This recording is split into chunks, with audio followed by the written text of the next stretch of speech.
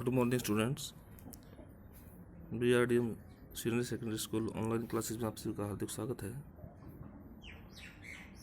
आज आपको poetry section से पोएम 3 स्टार्ट करवाई जाएगी, रेन ऑन द रूफ। और इस पोएम को स्टार्ट करने से पहले थोड़ा आपको मैं समरी के बारे में इंट्रोडक्शन देना चाहूँगा। In this poem the poet is lying in his bed, यानी कि कवि अपने बिस्तर पर लेटा हुआ है और it has begun to rain outside, बाहर वर्षा होने लगी है। और उस टाइम पे कवि के क्या क्या अनुभव हैं वो सारे ही इस पोएम के अंदर दिखाए गए हैं। तो देखिए students, stanza first. When the humid shadow, humid का मतलब होता है गीले, और ह्यूमिड शैडो मीन्स हो जाएगा गिल्ली परछाइयाँ, यानी कि जो काले काले बादल हैं जो पानी से भरे होते हैं उनके लिए प्रयोग किया गया है। Hover all over the starry spheres, और होवर मीन्स हवा में घूमना, स्टेरी स्पेयर्स मीन्स तारों भरे मंडल में, यानी कि कवि ये कहना चाहता है जब गीले साए का मतलब बादल हवा में मंडराते हैं और तारों भरे आकाश में क्या होता है, एंड द मेलनचोली डार्कनेस, और उदासीन भरा अंधेरा होता है उस time. Gently weeps in the rainy tear, और धीरे धीरे रोना लगता है वर्षा के आंसुओं के रूप में।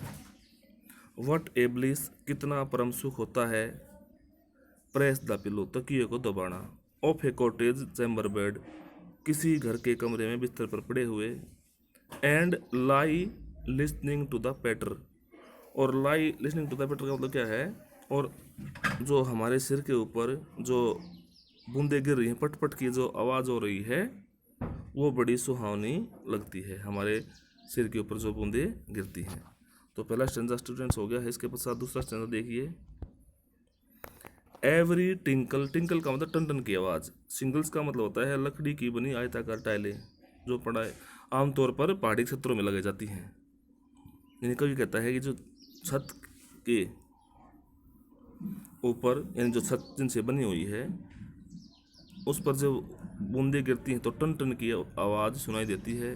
Has an echo in the heart, और वह आवाज़ दिल में एक गूंज की तरह सुनाई देती है। And A thousand dreamy fancies, और कवि के मन में ड्रीमी फैंसीज का मतलब सौपन की तरह विचार, हजारों सौपन की तरह विचार आते हैं। इनटू बिजी बीइंग स्टार्ट, यानी कि व्यस्त मन में। एंड ए थाउजेंड रिकोलेक्शंस, और उसके साथ साथ हजारों यादें आती हैं उसके दिमाग में। वीव का मतलब बुनना होता है, बुनना। Their air threads into a woof, और वह अपना काल्पनिक ताना बाना बुनने लगता है। कौन बुनने लगता है? उसकी जो यादें हैं वो बुनने लगती हैं।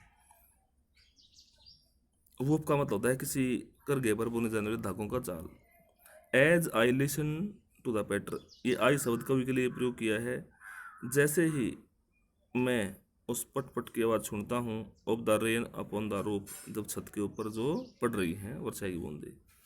तो स्टूडेंट्स, आप सभी को एक पोएम रिवाइज करनी है। क्वेश्चन आंसर आपको पहले करवा दिए गए हैं। आप सभी का दिन शुभ रहे, मंगलमय हो। धन्यवाद।